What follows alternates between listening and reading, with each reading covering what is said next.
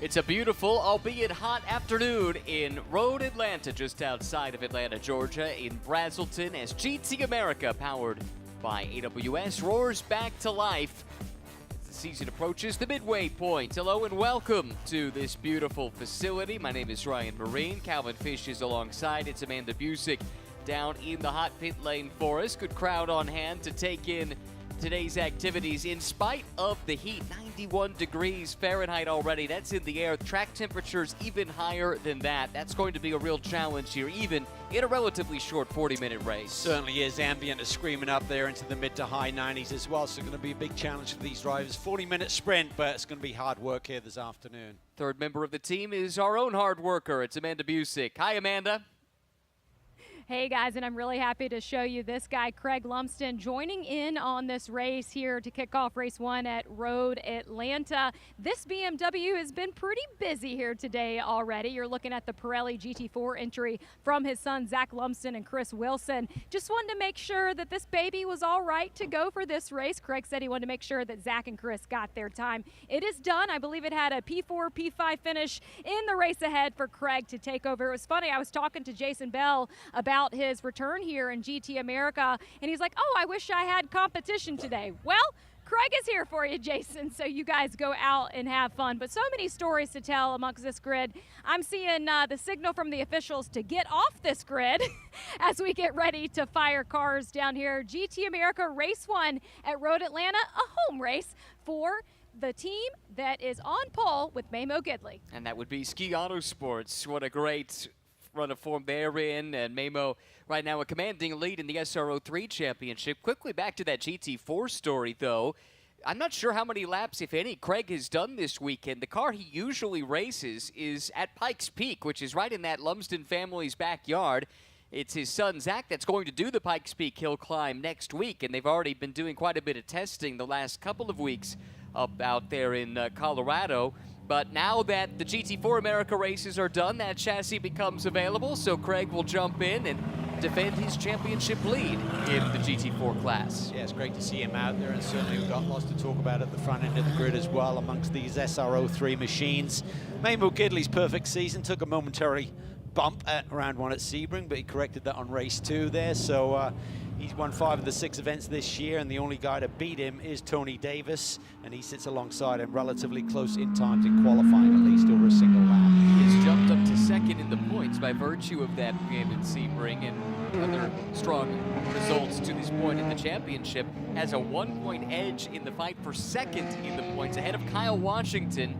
Kyle is stuck all the way back in 6th on the grid today, but we've seen him charge through the field at times already this season. Here's a look at that starting grid. It is Mamo Gidley on pole, and the hometown race for Ski Auto Sports. Tony Davis from HP Tech will start alongside. Then it's Mark Muzzo for our Ferry Motorsport. It's Scott Blind for Ruckus Racing, really impressive rookie in the championship this year.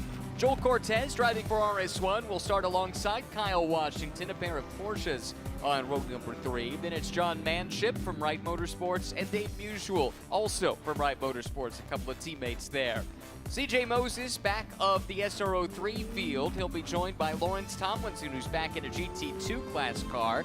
Then it's the Cup entry from David Lecco, the Janetta from Racing Sports, and Jason Bell back for the second time this season on pole in GT4. And Craig Lumsden, as Amanda covered on the grid, will join him taking the start out back at the Colorado Motorsports by Flying Lizard entry at BMW, starting 13th overall today. That's the way they line up. Let's talk about this track, though, Calvin. 2.5 miles, 12 turns. A lot of history at this place, but challenge as well anytime you turn up here. Yeah, just over 2.5 miles, 12 corners around this circuit. Lots of elevation change. It really adds to the challenge. You got some big commitment corners, but this GT3 machinery is certainly well suited to that with the high downforce aspect that they create for the drivers. You've got to have the confidence to use it. And that's where the boys really have to step up to the plate here today. How about the mixed class nature of GT America? How does that play in with the specific nature of this track? Yeah, I think it can certainly play a part. We may see some overlap with some lap cars towards the end of the GT4 machinery, certainly not having the same speed around this track. But that GT2 car of Tomlinson was kind of way up on the grid in terms of overall times. We'll have to see how he deals with some SRO 3 cars that may be a little bit slower than him in this afternoon.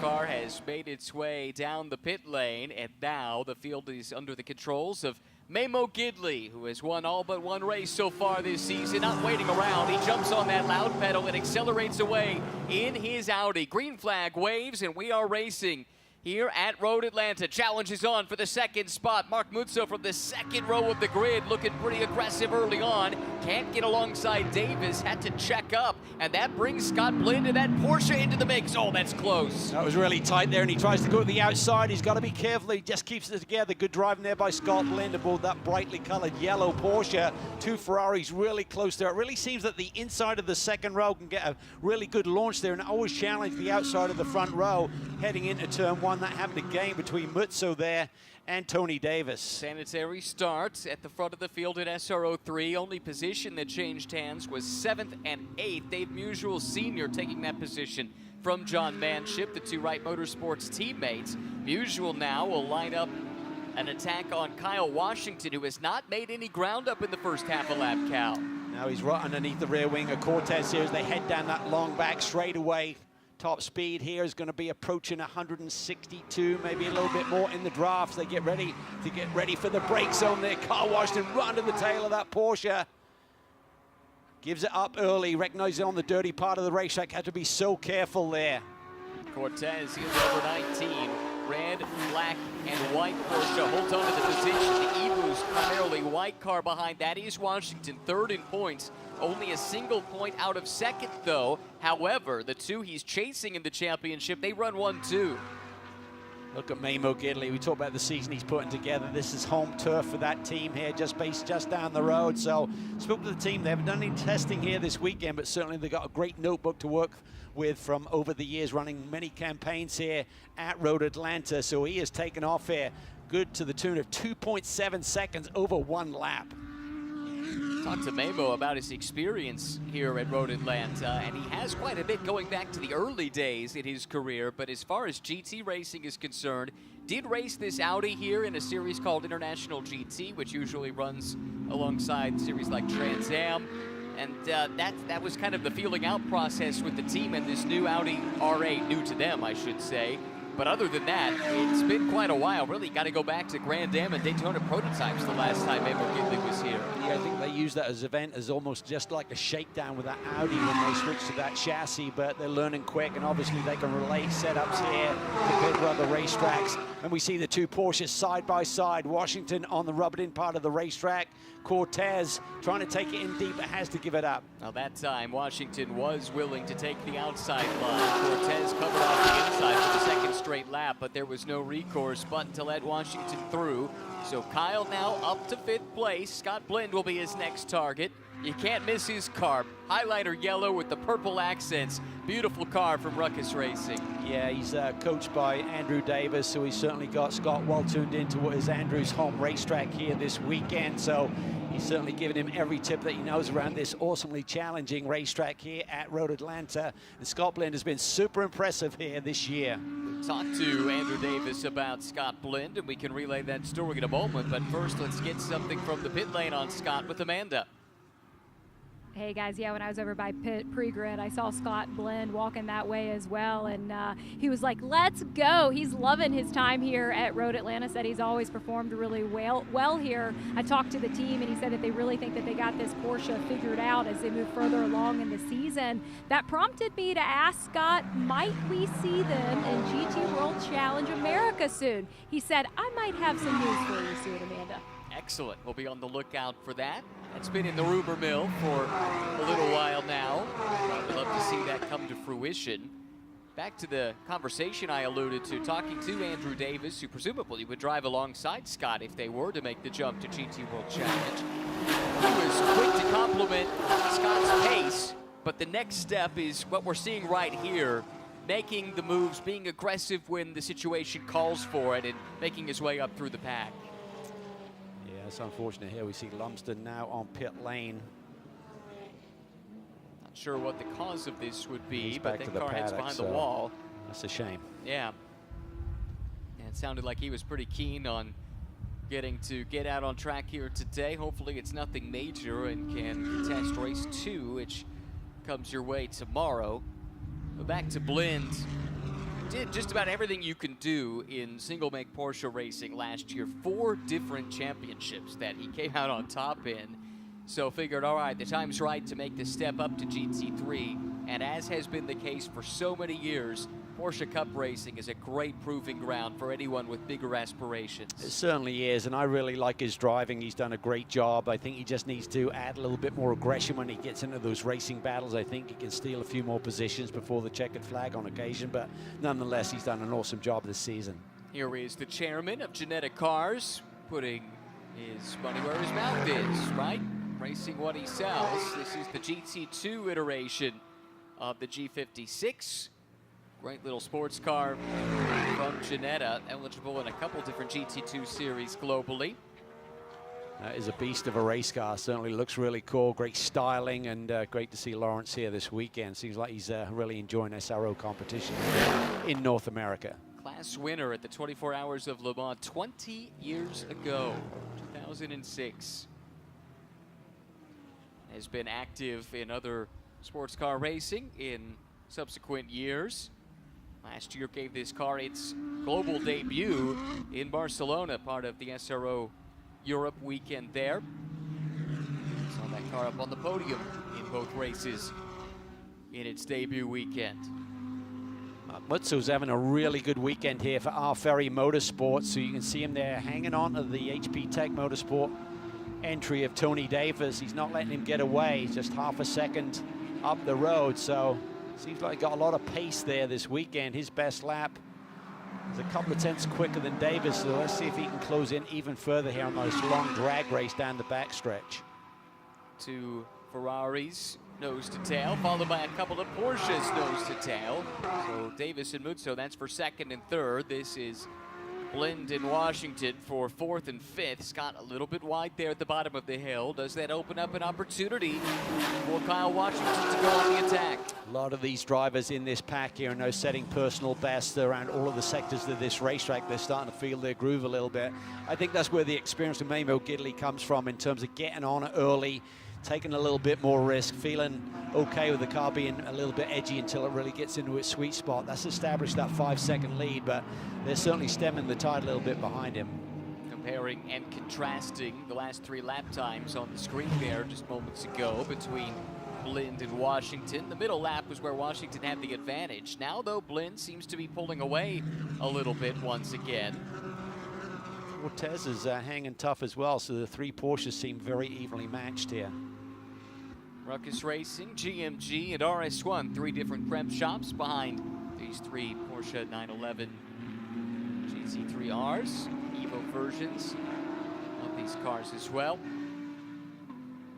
This is an awesome racetrack to run at. Really low speed launch off at turn 7, then you're just grabbing gears all the way down this long back stretch. Couple of crests there. That's where we've seen prototype cars kind of launch themselves, even though they're flattened off the top of that hump a little bit over the years. Then plunging down the hill. In the late 90s, this was changed here from what used to be known as the dip, and you just burst through that flat out speed. Now it's really been arresting that speed through that chicane, then you relaunch the hill, under the bridge, middle of the road, burst into the sunlight, and then just try and hit your apex here. It should be flat out, unless you've got an imbalance in the race car there through turn 12. About 150 miles an hour on the approach to turn 1. Minimum speed here about 110. Let the compression of the hill grab you on exit. That change you referenced, Calvin, that was instituted under the leadership of Dr. Don Panos, who is such an instrumental figure in the growth of sports car racing in the States in this millennium.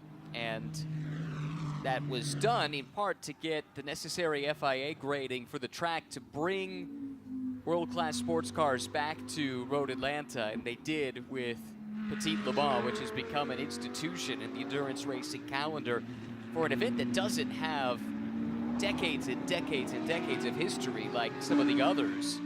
Sebring and Daytona, for instance. Petit Le Mans has quickly established itself as one of the preeminent sports car races globally. Yeah, it's an amazing event, and there's really just showcased there's so many sports car fans here and around the Atlanta region. So you're about an hour's drive north when you're not running in traffic, of course, from the Atlanta center. But yes, a beautiful racetrack. Great to be back here, as we've said, this weekend. 15 years since we last competed here.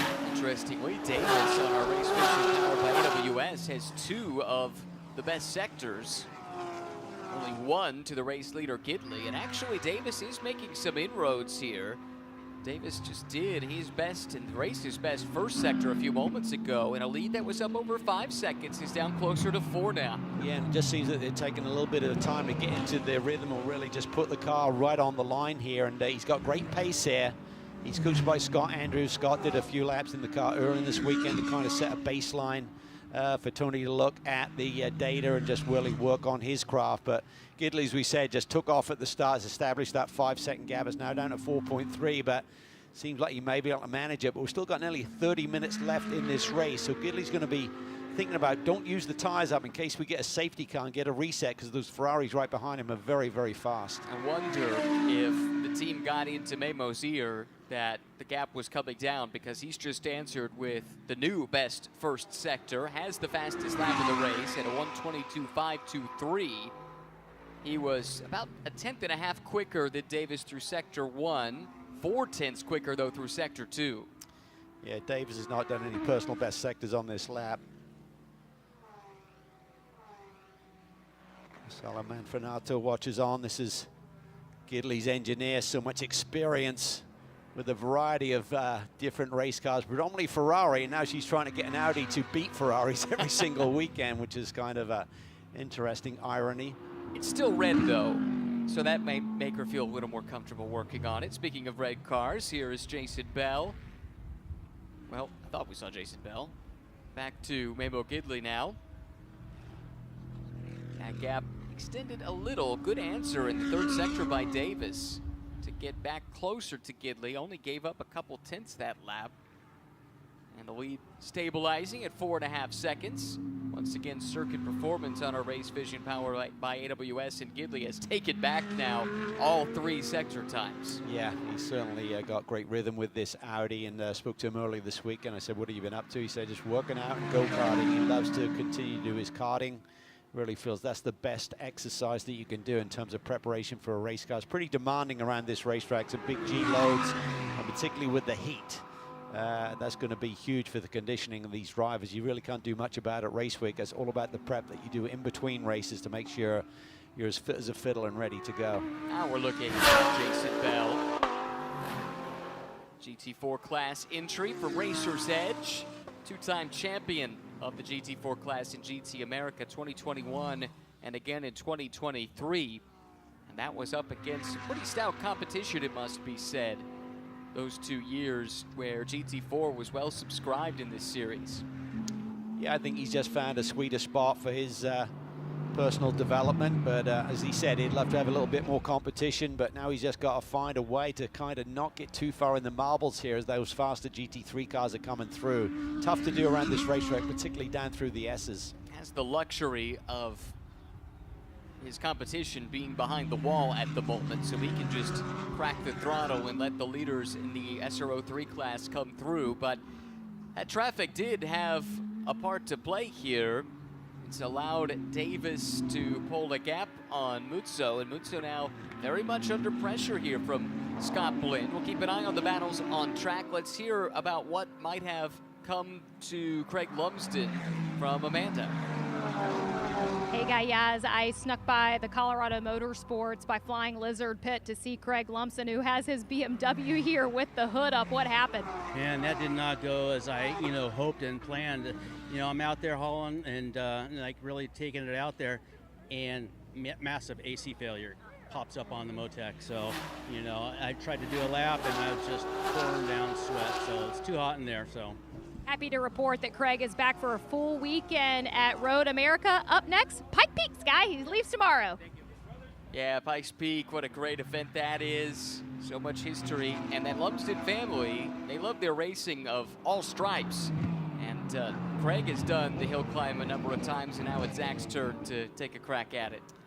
Yeah, it puts elevation change in a whole new perspective when you get there. Race into the clouds. It's become a destination for GT racers in recent years. Since the route up the hill was fully paved, for many years it was basically an off-road event. Used to see championship cars, Indy style cars, in the 40s and 50s and 60s. Then we started seeing some like Group B style rally cars going up the hill, and then as it started to evolve and the pavement went down, now you start to see classes for GT4, for GT3, some prototypes and things like that as well. And then you still get your kind of one-off specials every once in a while. I remember there was a Honda minivan one year that went up. I think Simon Pagenaud was driving. Anyway, it's one of the unique events, certainly, in the world of racing. Yeah, Romain Dumas, an overall Le Mans winner, has had his various tries up there with a ton of success. Good mate of mine, Paul Dollenbach, has had some great moments up there, and also some scary ones, a couple of big ones, including a big wreck a couple of years ago. So great that he survived both of those. I believe Dumas still has the record for the hill climb, and that was set in an all-electric Volkswagen prototype, if memory serves. You need to be a brave boy or girl to take that on and go full bore. That ever interest you? No, not my cup of tea. Too much of a scaredy cat. Don't blame you. I'm in agreement. I was manship there, a little bit deep. I think it was mutual deep that allows manship through. See if Dave can get back up to speed again. Looks like he can.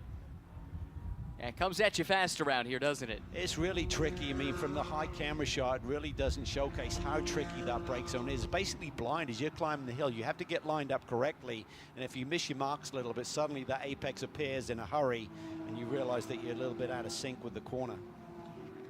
They've had a podium back at Sonoma, second race of the season, finished third. Since then, best result of 7th in race 1 at Sebring. That little miscue there drops him down to 8th.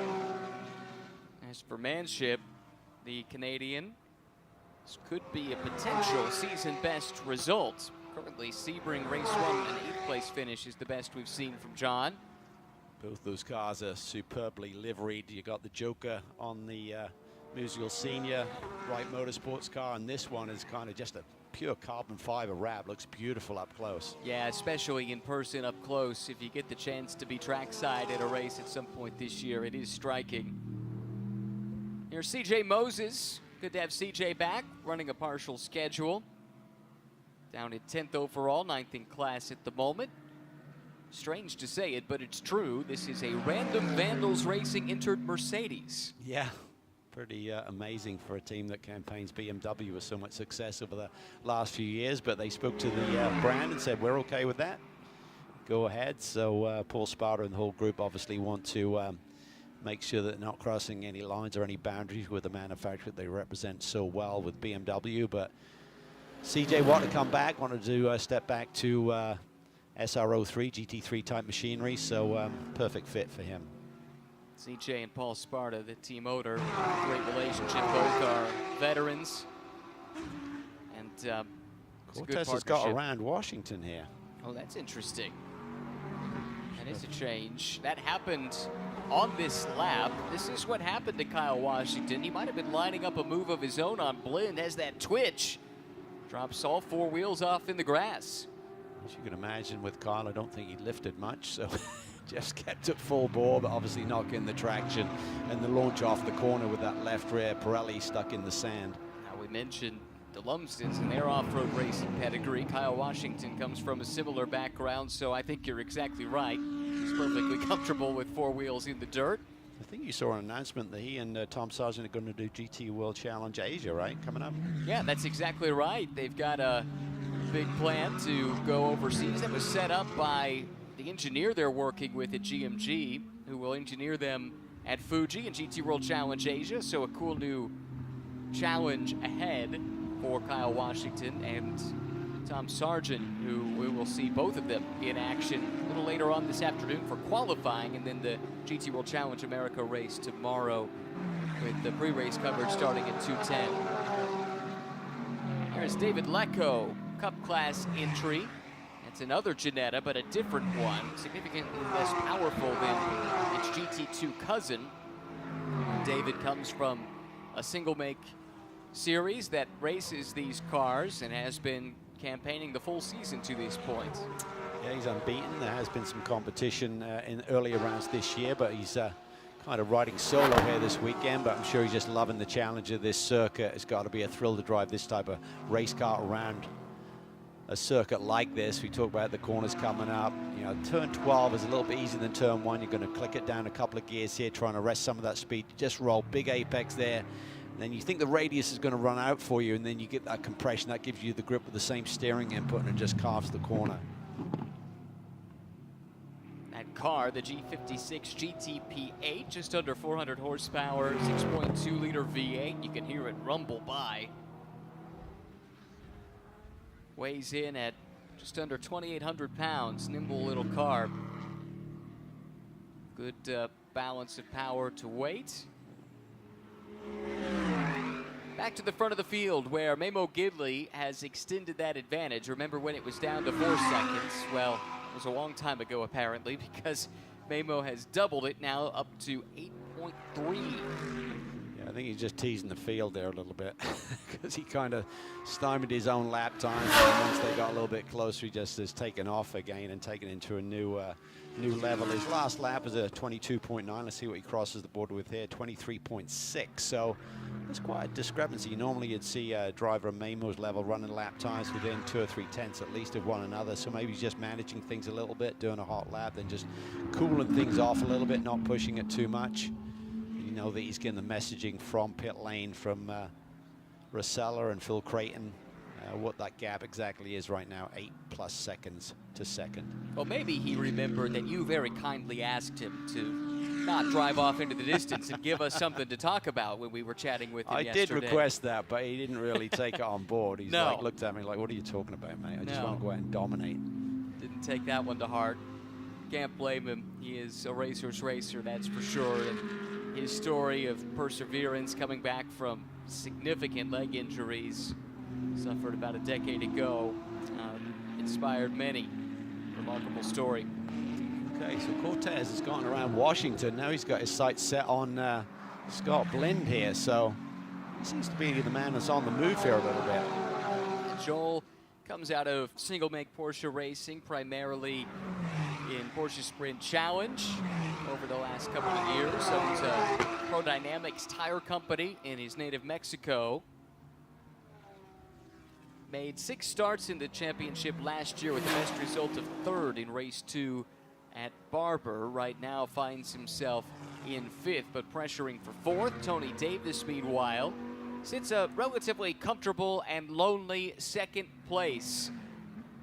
Tony's been pretty strong, only driver to get a win off of Memo Gidley so far this season, Amanda.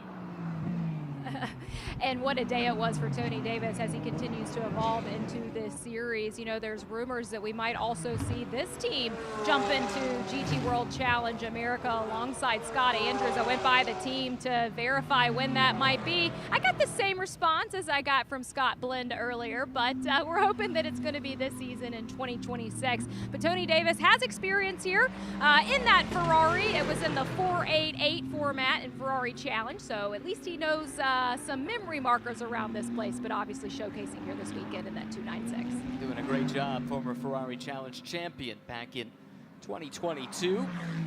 Got that win in race 1 at Sebring. He's been on pole a couple of times too, and we know that car was quick with Scott Andrews driving it. We saw that in the test sessions earlier this weekend when Scott climbed aboard to do some baseline running for the team.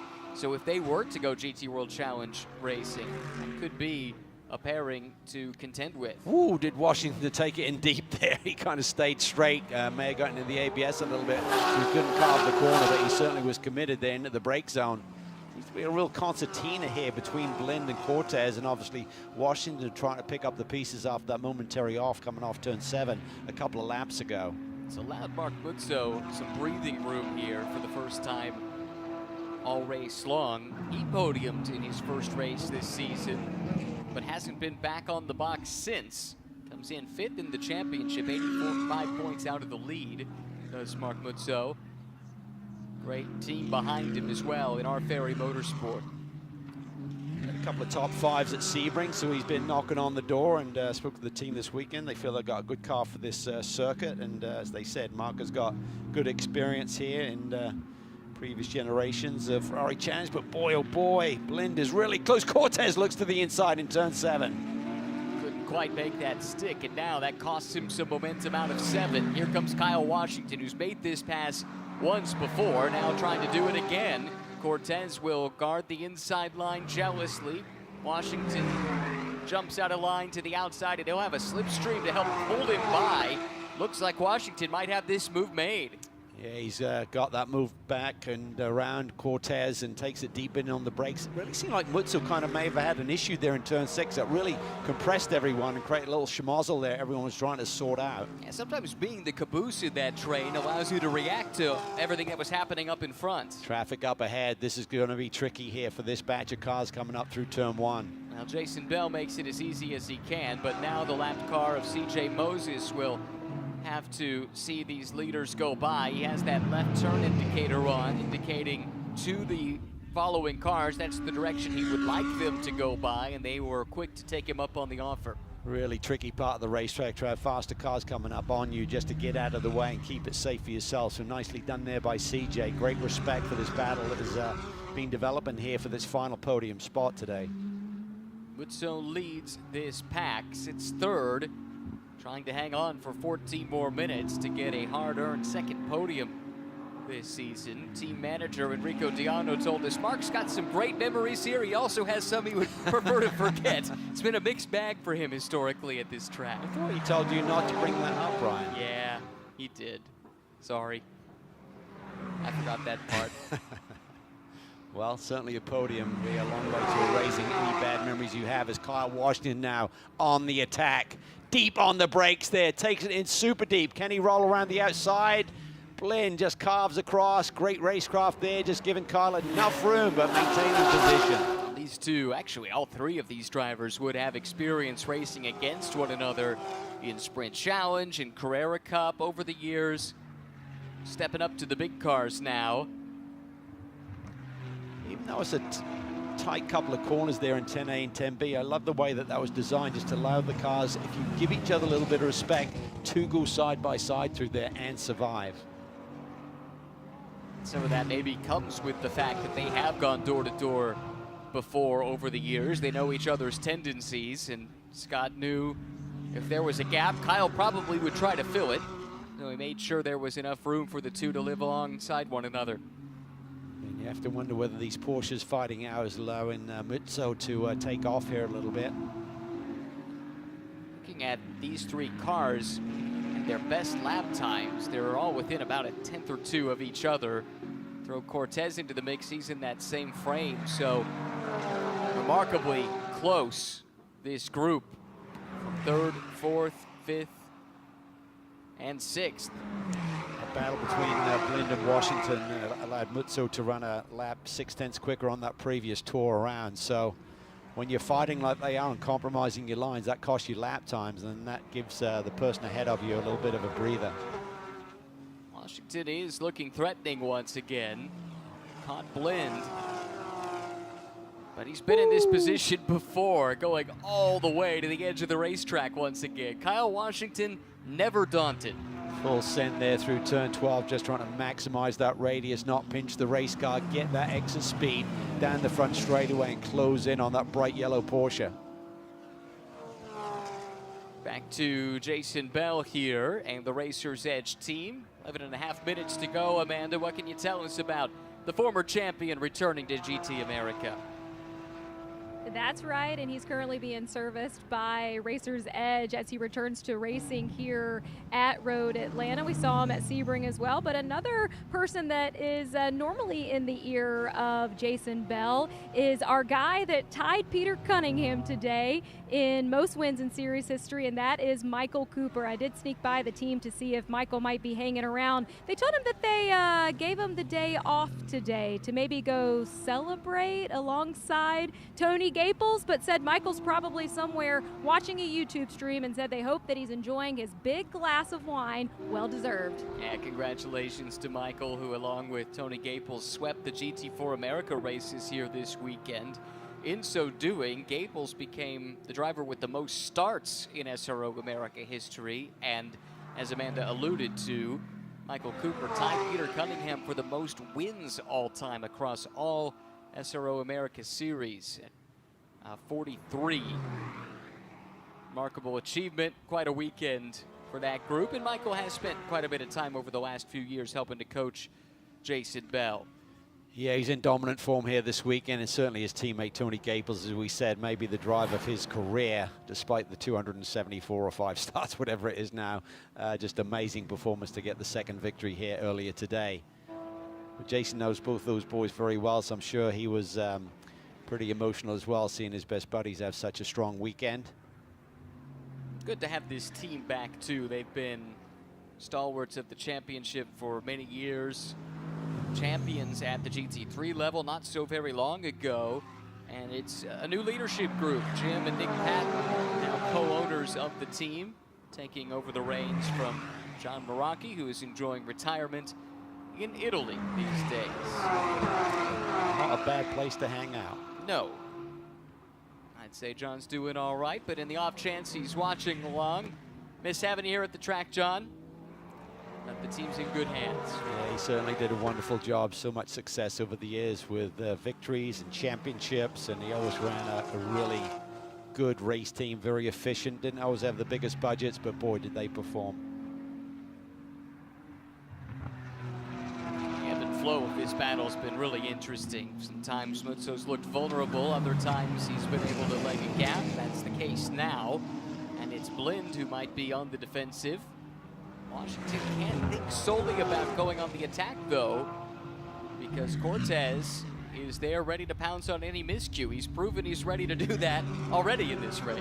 Yeah, these cars are so evenly matched in terms of their performance. Washington's had a lap a couple of tenths quicker than both Mutso and Blind. Cortez is right there as well, just a tenth off of Washington's time. So very evenly matched quartet here. And just Blind is just super impressive with his consistency. It's not the commentator's curses. Now we see Washington with a big run, but he just seems to be very poised when he gets in these battles, like we've seen develop right here along the backstretch. Here they come in that run down this long, high-speed drag strip. Big dip downhill here.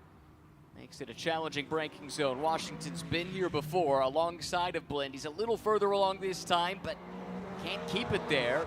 Scott, very protective. He's not willing to give that spot up, and that little checkup has cost Washington some momentum and left him vulnerable. Yeah, I love what Blind does there through 10B, the right-hander there. Before you climb the hill, he just rolls a little bit bigger radius, but gets on the power super early and gets a nice launch up the hill.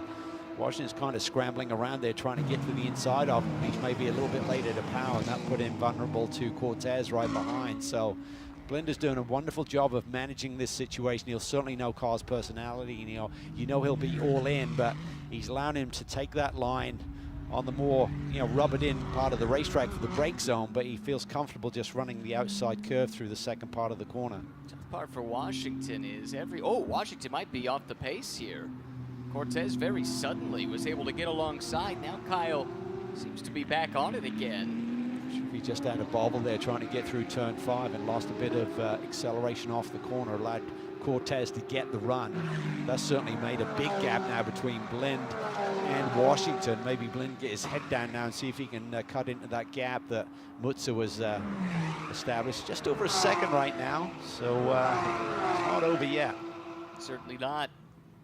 For Blind, love to get back on the podium. Mutso the same. As they run, Ginley would extend his championship lead to 68 over Tony Davis, who would solidify second place. Came in with just 1 point in hand over Kyle Washington. A fifth for Kyle would drop him 9 points behind Davis and 77 out of the championship lead. It's part of the reason you're seeing him as aggressive as he is, trying to make his way forward. I'm really curious now that Blind is not going to have to worry about the 2 Porsches behind him with the gap that he's created, if he can do anything about Mutso ahead of him. Inside the final 6 minutes, Washington, is he starting to reel Blind back in? I think he might be. Yeah, a couple of tenths quicker than Blind through the first sector, but Blind was marginally quicker than Mutso, so it could compress here. That final podium spot is locked in just yet. Oh, and he's off wide again. Washington really on the ragged edge. Yeah, seems like he's certainly pushing it. Call it overdriving, just asking the car for a lot, and it's given up on him. So when when he settles in and when he perfects a lap, it can be blindingly fast, but it's just that consistency of Scott Blind that's maintaining that position of the lead Porsche right now. I do think one of the questions has been answered, and that would be the pace of Alonso vis-a-vis Blind. In the meantime, let's compare fastest laps, and this is important. It's not just bragging rights, but this also sets the grid for race 2 tomorrow. So Gidley would be on pole, Davis would line up second, Washington has the 3rd fastest lap of the race, then Cortez and Mutso. Yeah, you'd have to think if Washington starts towards the sharper end, as you said, not a great qualifying run for him, a little bit deeper in the pack, so had some work to do, but given track position, he's certainly got pace. We've seen that a few times this year where race 1 maybe didn't quite go to plan thanks in part to a lowly grid spot for Kyle Washington, but then puts in a quick lap in race 1, gets track position for race 2, and suddenly can bank a good result. Yeah, it looked like maybe Mutsu lost a little bit getting around Lecco there, but this has certainly compressed Blind and Washington once again as they come off of turn 7. Kyle there hammered down, just trying to get tucked up and beneath that rear wing on the Ruckus Racing machine. Not much that Lecco could have done there, just a poor place to catch traffic for the likes of Scott Blind, who now is going to have to think very hard about how he wants to defend this upcoming challenge from Washington, who looks to the inside, the extreme inside. You can see how dirty that inside line is. Blind was able to fend off the thrust, and now here comes Cortez once more. Yeah, Cortez on the ideal line there, just got a big radius through 10A and gets a big launch and closes in, but not close enough to make a move. Down to 3.5 minutes to go. Gidley's lead 6.4 seconds over Davis. It's another 6 seconds or so back to Mutso. Then it's Blind, Washington, Cortez. This trio of Porsches we're watching right here. Yeah, probably looking at 3 laps to go, including this one. So still a lot of meat left on the bone here for Washington to try and make a move on Blind. It does seem like, though, any aborted attempt to pass down at 10A and B, it costs him quite a bit of momentum. It takes a couple more laps to get back in a position to make another try without traffic intervening. Yeah, he catches him relatively quickly, so it's just a puzzle that he hasn't really found a solution to down into that brake zone. I think Blinder's doing an excellent job of just kind of recognizing where Kyle is, how close he is. As you get down to the middle part of this straightaway, he's positioning himself sort of middle of the road. I mean, Kyle had tried the right-hand lane there, couldn't make that work. Then he went to the inside on the dirty part of the racetrack and recognized, hey, there's no grip here, so what does he opt to do this time around? Blind will be filled with confidence that he's been able to parry every thrust from Washington to this point in the race. Down under 2.5 minutes to go. It'll be 2 laps left, I suspect, when they cross the start-finish line this time. Gidley's lead has come down a little further, down under 6 seconds, but still firmly in control over Davis. Then Mutso, and Blind, a great run through 12 that time, gives him a bit of breathing room down to 1. Yeah, and I think he gapped Kyle a little bit through the chicane as well. Looked like Kyle to me asked for a little bit of entry speed, and the front end gave up on him. It washed out, and he lost the car length or 2. To the S's now. Starting up at the high point of the track, this plunge downhill and then quickly back uphill once again. Traffic up the road too. That is Jason Bell, who's able to get out of the way and not interrupt the fight for 4th, 5th, and 6th. Blind in that 4th position, but Washington and Cortez waiting in the wings, just looking for a chance to come through. Yeah, Mutsu looking pretty comfortable right now. He's got about a 2-second lead over these chasing Porsches, so he should be able to hold on to that podium spot, but these final positions inside the top 6 could be anyone's game. Washington again tries to get the power down. Is he close enough to slipstream alongside Scott Blind? Blind will feel that pressure and situate the car center of the racetrack once more. Now back out to the right, the more ideal racing line. He's not under enough pressure to have to go on the defensive. Yeah, different cadence here. Kyle was further back. I thought that may create some opportunity with Blind already adopting that right-hand lane, but he wasn't close enough to even attempt anything. Race leader Memo Gidley has seen the white flag. Just 1 lap to go. Gidley by 5 seconds over Davis. Then Mutso 6 seconds further back in 3rd, looking for his 2nd podium of the season. Scott Blinn, though, fighting for all he's worth to hang on to 4th place, but Kyle Washington is hungry, he is motivated, and he's got that yellow car in the crosshairs. Boy, was he on the loud pedal early there through turn 1. You could see the car leap off. Had to use a bigger radius there to survive the corner, but he's pushing hard, a little bit wide there down through the S's. If he can just tidy it up here, can he threaten for position? Washington's streak of 3 straight podiums looks certain to be snapped, but he's trying to salvage something here on a day in which he did not qualify terribly well. Started down in 6th, worked his way up to 5th.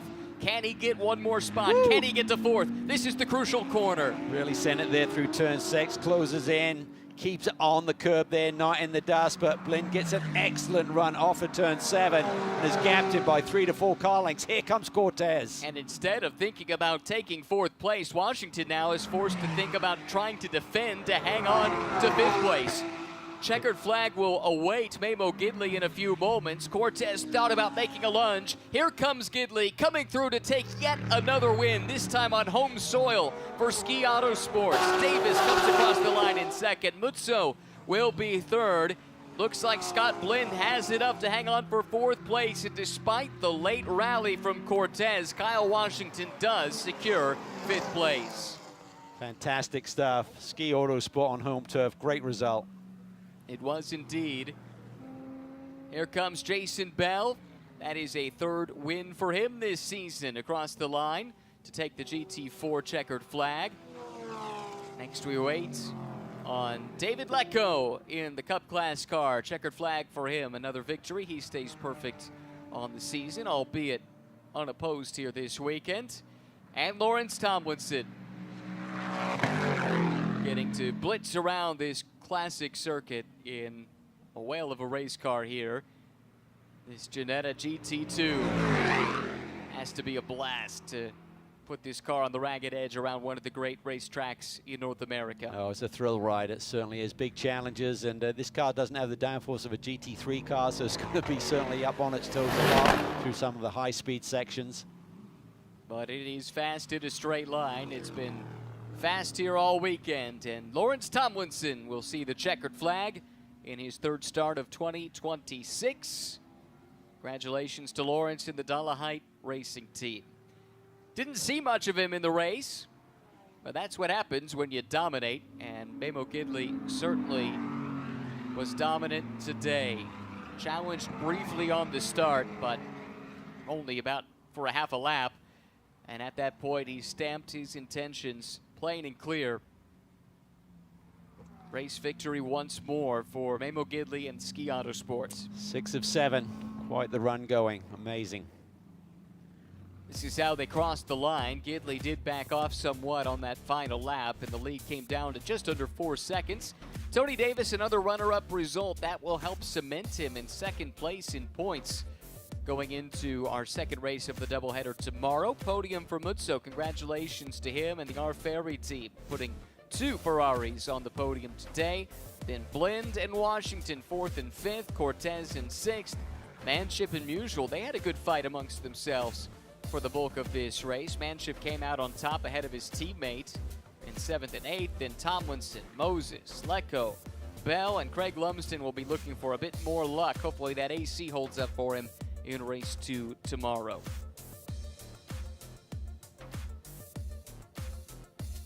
It was 1 40-minute sprint in the books. Race 2 will be tomorrow. And race 1 played out with Memo Gidley starting on pole position. Tony Davis challenged early here by Mark Mutso, but was able to hang on to that 2nd position, a place that he would not relinquish. Early on, it was Scott Blinn, pretty aggressive, trying to get to the flank of Mutso, but ran out of real estate, had to back out of that move. Kyle Washington around the outside of Cortez. That got him up to 5th place, which he held for a little while, only to relinquish it after this off-track moment allowed Cortez back through. Kyle Washington, though, a few laps later, repaid the favor, this time around the outside, and the move was done even before the braking zone. Got him back to 5th place. Ultimately couldn't get any further up than that. Memo Gidley in control, winning once again here this year. He extends his championship lead with victory at Road Atlanta. And now he'll climb out of the race car. Having a little trouble doing so. It's the slowest thing he's done all day. But he'll celebrate this one. It's a great team he's got behind him, a real family atmosphere, and it starts with the team owners, Kent and Melissa Hussey. Yeah, they got to be so pumped here to get that home victory. You've got such a great season going. You get to your home track, you just hope that momentum continues, and it did in spades here today. 6 wins now for Gidley on the season, and he will have pole position for the race tomorrow as well. Former champion back in 2023 in GT America, powered by AWS. Told me he's not excited about having this long layoff until the next race at the end of August. He's going to try and stay busy with his karting, if at all possible, just to try and stay sharp. But he'll relish in a 68-point lead now over Tony Davis, who's now up 9 on Kyle Washington.